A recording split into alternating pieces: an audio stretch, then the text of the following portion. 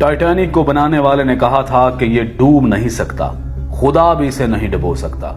फिर ऐसा हुआ कि पहले ही समुद्री सफर के दौरान वो ऐसा डूबा कि आज तक निशाने इबरत है और उसको देखने वाले जो भी जाते हैं वो भी बड़ी मुश्किल से बच पाते हैं। आज से ठीक 111 साल कबल टाइटैनिक एक अंधेरी रात में एक बर्फानी तोदे यानी आइसबर्ग से टकरा गया था। उस वक्त जहाज पर सवार ज्यादातर अफराद नींद की आगोश में थे।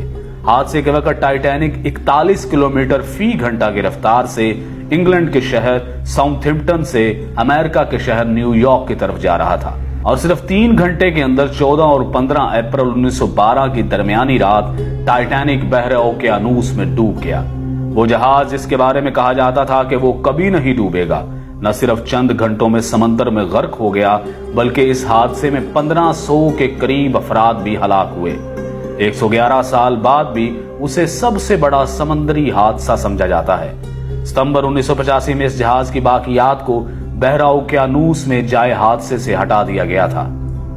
हादसे के बाद यह बहरी जहाज कनाडा से 650 किलोमीटर के फासले पर 3843 मीटर की गहराई में 2 हिस्सों में बट गया और दोनों हिस्से एक दूसरे से 800 मीटर के फासले पर पड़े थे। 111 साल गुजरने के बाद भी इस हादसे के बारे में मुअम्मे मौजूद हैं। माहिरीन की राय इसके बारे में क्या है, जानिए इस वीडियो में। इस बहरी जहाज के बारे में कहा जाता था कि यह डूब नहीं सकता, खुदा भी इसे नहीं डुबो सकता। इस यकीन की कुछ वजूहात भी थी। Federal university of Rio de Janeiro के शोबा बहरिया और ओशन इंजीनियरिंग के प्रोफेसर और इंजीनियर अलेक्जेंडर डी पेन्हो अल्हो कहते हैं कि इंजीनियरिंग के लिहाज से यह डिजाइन की बुनियाद पर तैयार करदा पहला बहरी जहाज था। कई वाटर टाइट कंपार्टमेंट्स बनाए गए थे, यानी जहाज का एक कमरा पानी से भर भी जाए तो दूसरे कमरे को गर्क नहीं कर सकता था। वो बताते हैं कि इस जहाज की तैयारी के दौरान कुछ मुश्किलात पेश आई थी, जैसा कि जहाज की ऊंचाई कितनी रखी जाएगी ताकि बिजली की तारें और पानी के पाइप ठीक से काम कर सके। इस पर बहुत सोच विचार की गई थी। प्रोफेसर अल्हो के मुताबिक इस पर गौर करने के बाद उस वक्त के इंजीनियर्स ने जहाज की ऊंचाई का तयन किया। यहां तक कि सैलाब की सूरत में उन्होंने अंदाजा लगाया कि पानी छत की ऊंचाई तक नहीं पहुंचेगा। उन्होंने छत पर महफूज कंपार्टमेंट भी बनाए थे, लेकिन तब किसी ने बर्फ के तोदे से जबरदस्त टकराव का सोचा भी नहीं होगा। माहिरीन का कहना है कि तसादुम इतना जोरदार था कि जहाज की मेन बॉडी में जहाज की निसफ लंबाई तक सुराख हो गया था। ऐसी हालत में पानी डेक तक पहुंच गया था। जहाज पानी से भरने लगा था। ऐसी सूरत हाल में रेस्क्यू मुमकिन नहीं होता।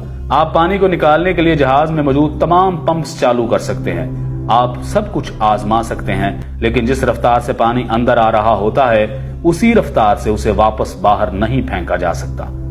एक जबरदस्त तसादुम के बाद जहाज की साख में तब्दीली आई और दरवाजे बंद नहीं हो रहे थे, वो भंस गए थे। टाइटैनिक को इस दौर में भी खालस स्टील से बनाया गया था, लेकिन उस वक्त का स्टील ऐसा नहीं था, आज की फौलाद की तरह मजबूत नहीं था। बड़े हादसों के बाद इसकी वजूहात में इंसानी गलतियां हमेशा पाई जाती हैं। माहिरीन के मुताबिक आइसबर्ग से भरे खित्तों से गुजरने में मुश्किलात के बावजूद इस पर सफर को तेजी से मुकम्मल करने का शदीद दबाव था।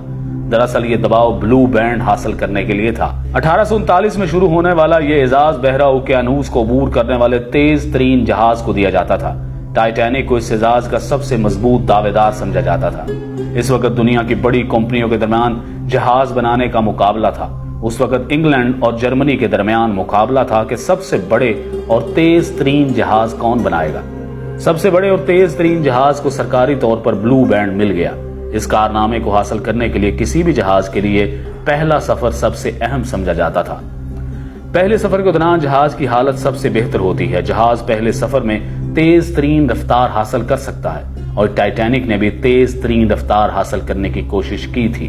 बच जाने वाले लोगों में से बहुत से लोगों ने बताया था कि जहाज के कप्तान को इर्द गिर्द के इलाके में बर्फ के तोदों के बारे में इतला दी गई थी, लेकिन उसने जहाज की रफ्तार कम नहीं की क्योंकि वो तेज रफ्तारी से बहरे ओकेयानूस को अबूर करके ब्लू बैंड हासिल करना चाहता था। लेकिन यही तेज रफ्तारी और गरूर और तकब्बुर और खुदा को चैलेंज इस जहाज को डुबोने का सबब बने। टाइटैनिक हादसे में 1500 के करीब अफराद हलाक हुए, जिसके बाद समंदरी जहाजों के हिफाजती निजाम को बेहतर बनाने की कोशिशें शुरू कर दी गईं। इस हादसे के बाद समंदरी जहाजों की हिफाजत के लिए रडार जैसे आलात की तैयारी शुरू की गई। ٹائٹینک کے حادثے میں بہت سے لوگ اس لیے مارے گئے کہ ان کے پاس لائف بوٹس نہیں تھی، اور ٹائٹینک میں لائف بوٹس اس لیے بھی کم تھی کیونکہ ان کا دعویٰ تھا کہ یہ جہاز کبھی نہیں ڈوب سکتا۔ اس یقین کی وجہ سے جہاز میں صرف آدھی لائف بوٹس رکھی گئی تھی۔ یہ حادثہ سمندری جہازوں کی حفاظت کے حوالے سے ایک اہم سنگ میل ثابت ہوا۔